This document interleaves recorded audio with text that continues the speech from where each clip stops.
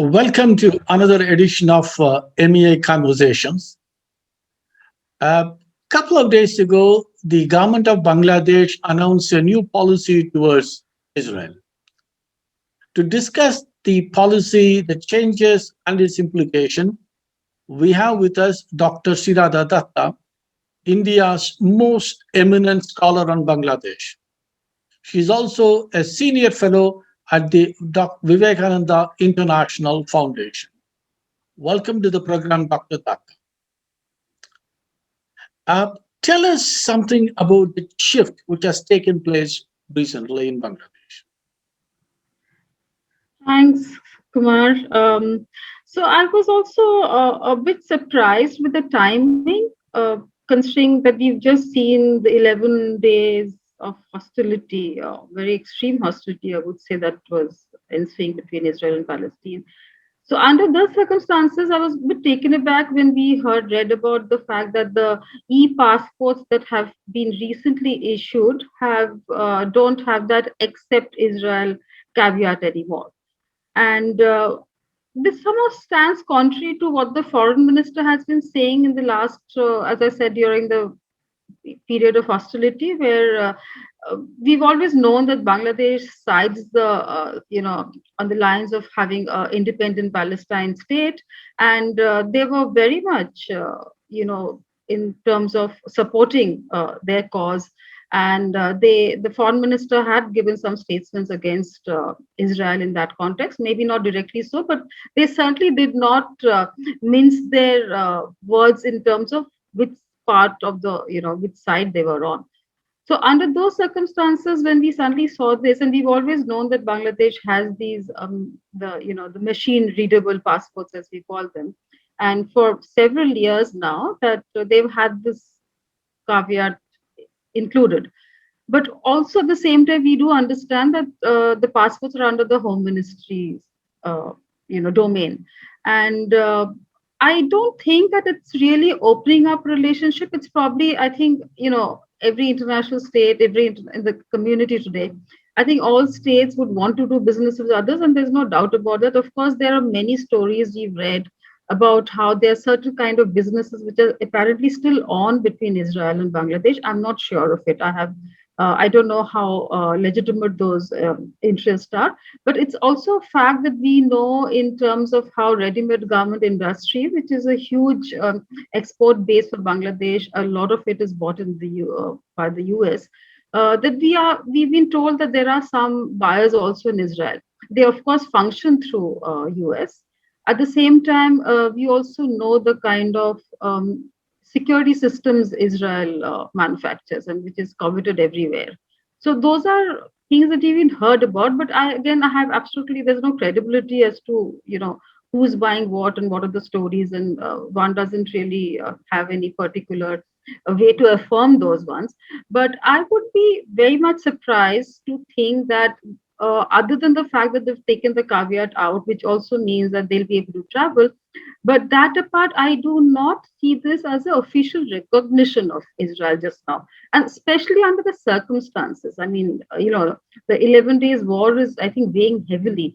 And if you recall, in the last 10 years, the way I see Sheikh Hasina position Bangladesh, they of course are doing very well in terms of most of the HDI indicators, economy and health services, and a lot of other indicators. They've done excellently well. 50 years of Bangladesh also, and it's a Bangladesh which is very different from what it was 2 decades ago. It's a very confident Bangladesh. It's a Bangladesh which seems to be leading the Muslim nations ahead. So at this point of time, I do not think Bangladesh would take a position which would not go well down with other Muslim nations. I would think that this is probably an independent step that has been taken by Home Ministry. But again, as most of us students of politics understand, that these issues have always been discussed for years. I'm sure this was not a suddenly out of the blue kind of a decision. This has probably been discussed, debated for very long. And in today's globalized world, in today's very interdependent world, it does not make sense to have a caveat like that on a passport. I mean, you would want your citizens to travel everywhere. You would want Israelis for whatever reasons to be coming to your part of the world. So I would think it's a very rational corollary to the way that Bangladesh has reached out to the rest of the world. Why should Israel be left aside? If you are saying it is not a step towards normalization of relations, what do you think are the factors which made this decision possible? The way I read it, I think this has been under, even earlier when they actually introduced this particular thing, and this was during Prime Minister Khalida Zia's time. It was something that even then there were kind of two ways to go about it, and I don't think there was a large consensus about the fact that we should go ahead with it. But again, as I said, the influence of the Islamic world or the Muslim world weighs very heavily on Bangladesh, and they went ahead with it, and it's been there. But again, it has come up on and off in terms of whether there's a very need to do that. What is it that you gain by having this? Because as I said, why would you want to not allow for economic or commercial opportunities to come your way? And while at the same time, again, if it's not a recognition, what is it? But again, we've seen, the example again is about Taiwan, right? That Taiwan's not recognized as independent country by Bangladesh, but they've got very good businesses there. If you would also recall, China stopped the particular Taiwan Commerce Office, which used to function in Dhaka. They, insisted that Bangladesh agreed to it, but that has not stopped them from doing commercial, establishing very robust commercial ties with Taiwan. So I would probably look at this particular move on those lines, that while they may not be, and again, as I said, the timing is surprising. 6 months down the line, nobody probably would have thought about it. But little that I read in fact, very few newspapers actually reporting much about it. There are, of course, Western media, which is very gung-ho and upbeat.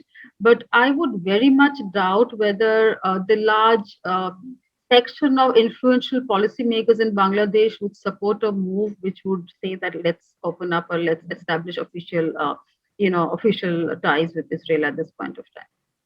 And what, in your opinion, are the initial reactions in Bangladesh? Because if you remember, Bangladesh has been one of the forefront of criticizing Israel. So this may not be a very significant step towards normalization, but still, how did the Bangladeshi domestic population react to this move?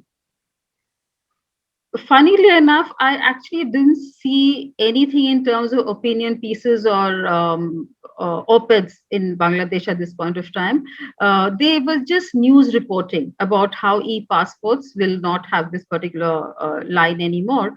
But amongst my Bangladeshi friends and colleagues whom we are constantly in touch with, there has been very strong, I would say, resentment about why this particular time. Nobody is very happy about this particular move. But again, I mean, as everybody kind of rationalized by saying that it was a home ministry decision, and I don't think foreign ministry or other sectors had really much to do with it. And it was something that was on the cards for long. It wasn't an out of blue decision. It was something that people have been debating about, that whether in today's contemporary international relations, but you want to have a passport which has this particular disclaimer.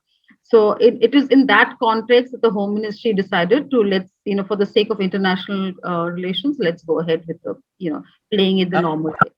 As someone who has been following Bangladesh for over 2 decades, what would be your advice? Should we look for similar moves or other moves towards normalization, or do you visualize we should focus more on the growing domestic reaction to the situation? What would be the one we should be watching in the weeks and months to come? See, I would think in terms of sentiments and emotions, we understand that Bangladeshis at this point of time wouldn't want to even consider opening up or establishing formal engagement. But at the same time, we must recall that Bangladesh has a very young, strong, robust entrepreneur group. And I'm sure they would want to open up and look at commercial interest elsewhere. especially in this pandemic phase when the markets have been hit badly, the ready-made garments hit badly. Also, one thing I think would work in the favor of opening up official engagement is how we know how Israel has a very strong agriculture sector. In fact, they've been advising India and many other countries in the region and elsewhere. And Bangladesh is a very strong agro-based economy again. So they would need, I'm sure they would actually happily, go ahead with Israel in terms of such interaction. But whether politically correctness would probably demand that they don't, as I said, accord official recognition, especially the way the Muslim world is feeling just now in the aftermath of this particular conflict that we talked about. And also, I think under the pandemic, on the backdrop of the pandemic, things have been very, very difficult to domestically manage. So they don't want to add to the trouble, I think, at this point of time. Dr. Datta, one final question. And we are familiar with the Bangladesh relations with Saudi Arabia. In the last couple of years, Saudi Arabia has been in the forefront of Israel's normalization with the Gulf Arab countries. Do you think that whatever little moves Bangladesh is taking today is anything to do with the Saudi influence towards getting closer to Israel? Well, my question was same to a former foreign secretary actually when I saw this news item, and we keep chatting almost on a daily basis. He denied that. He actually said that it was completely, I don't think the Home Ministry guys are even looking at those kind of issues at all. This file was being moved from one table to the other for the last few years. And it's just now that they decided enough is enough. And then at the post-pandemic phase, they really want to open up the economy further, if possible, reach out elsewhere as much as possible. And it was just that. I don't think they were really taking into the foreign affairs context too much. That was his reading. I don't know whether it's correct or not.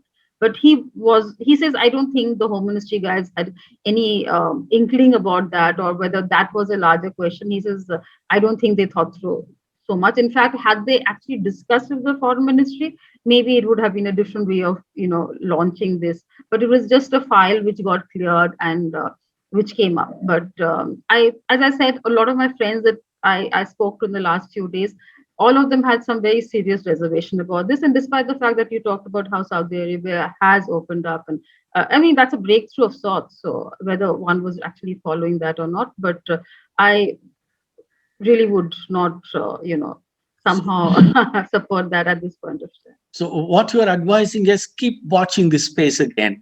Once again, thank you very much, Dr. Datta, for taking your time. We look forward to hearing you sometime in the near future on the same subject. Thank you very much. Thank you.